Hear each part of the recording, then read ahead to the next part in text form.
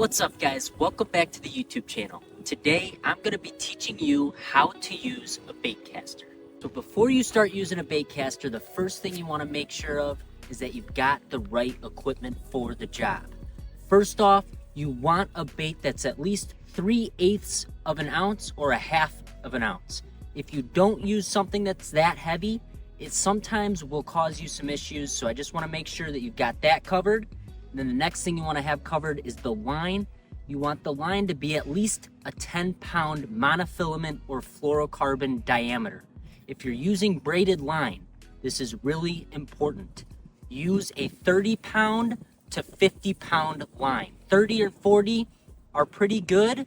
40 and 50 is what I would recommend for new users, because the thinner the line, the more backlashes and more difficult the backlashes are to get out.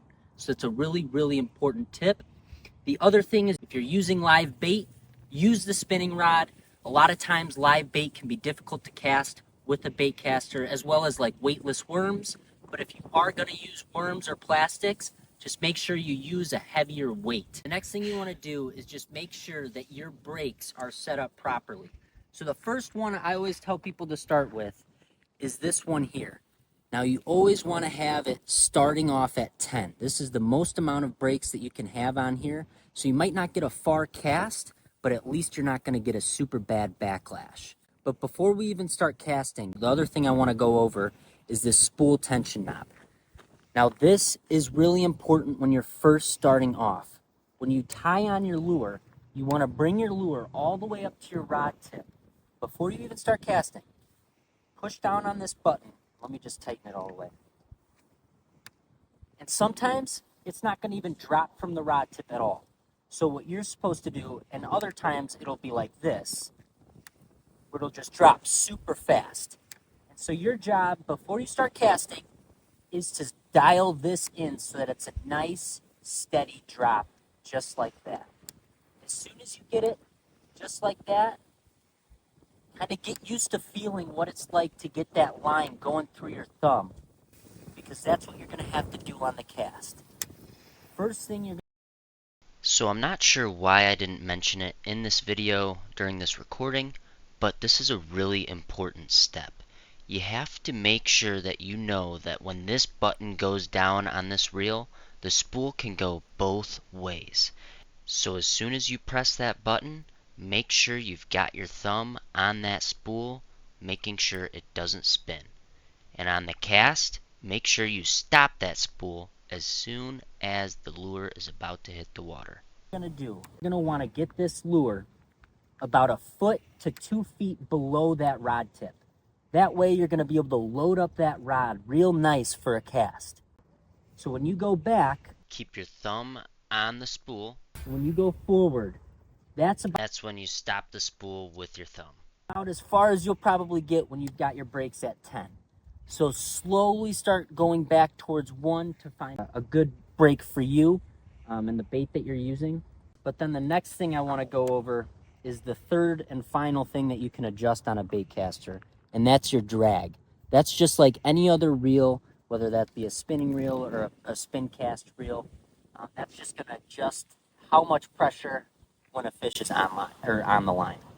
So most of you will end up being like right around that 7 to 5 range.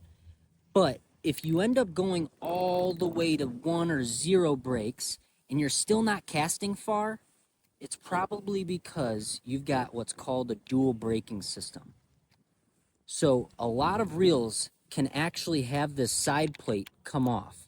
With loose reels, there's a pin like this that you pull, and then you twist up, hold the spool in place, and boom, you've got access to more brakes in here. Sometimes there will be 4 brakes, sometimes there will be 6, depending on what reel you have.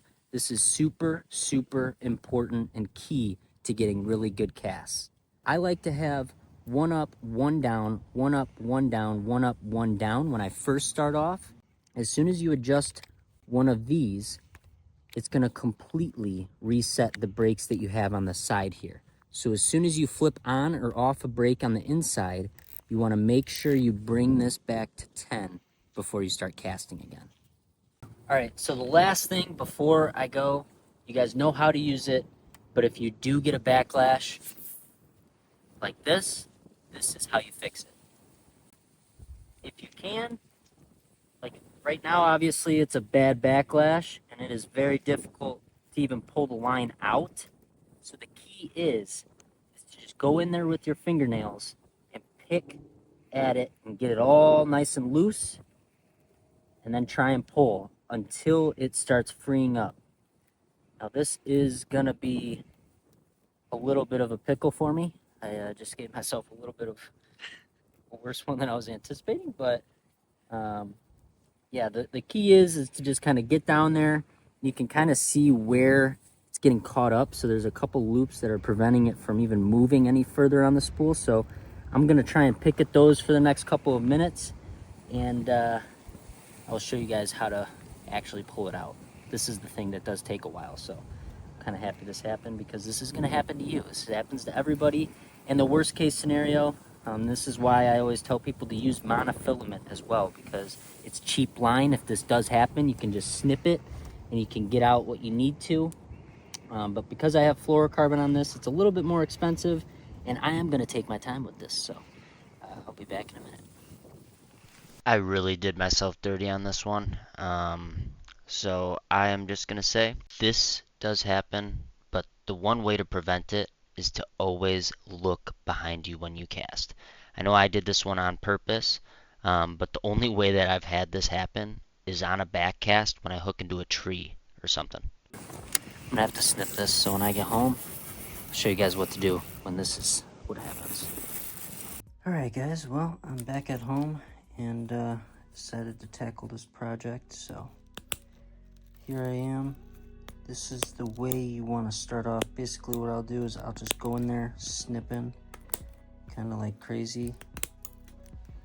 Make sure you do it over a trash can. Don't do this at the pond unless if you got like a bag or something to put all the clippings into, because you will have a lot of small pieces of line that you need to get rid of. Basically all you're going to do is just keep pulling loose ends, and if it comes out like that, just throw it in the garbage.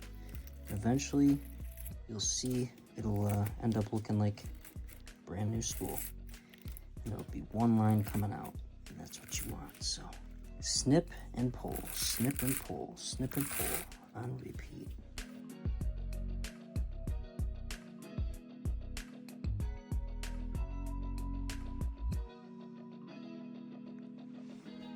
All right, now we definitely lost a lot of line, but I could cast again with this. Just would probably recommend you re-spool at this point, but like I said, it's definitely doable. But that's all you do, is you just pull it out until it looks nice and smooth again. Then when you do reel the line back in, you just want to make sure you get it on there nice and tight by pinching right in front and reeling at the same time, just like that. Much easier to do if you got a rod, obviously. But thank you guys for watching.